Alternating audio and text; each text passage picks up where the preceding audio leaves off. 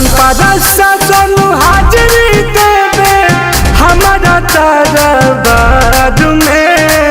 अरे बगली सुन अरे शासन पारा शासन हाजिरी देवे हमारा दरबार में।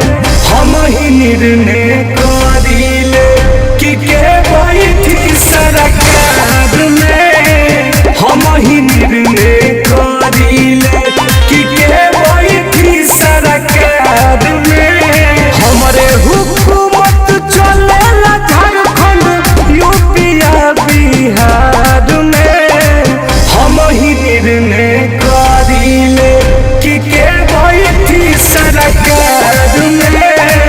हम ही निर्णय करिले कि के बैठी सरकार में। ई बात के सभे जनता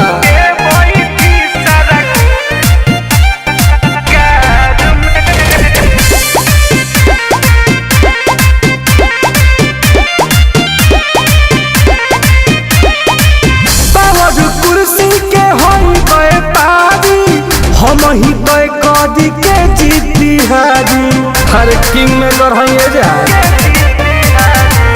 पावर कुर्सी के होई व्यापारी हम ही तय कदी के जीती हारी।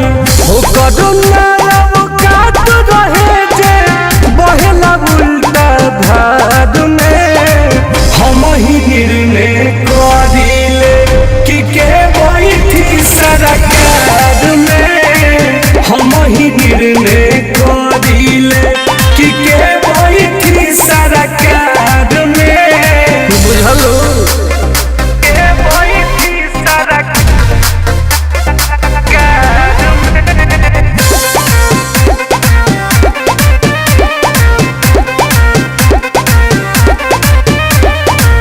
हम ही जज हम ही करी वकालत।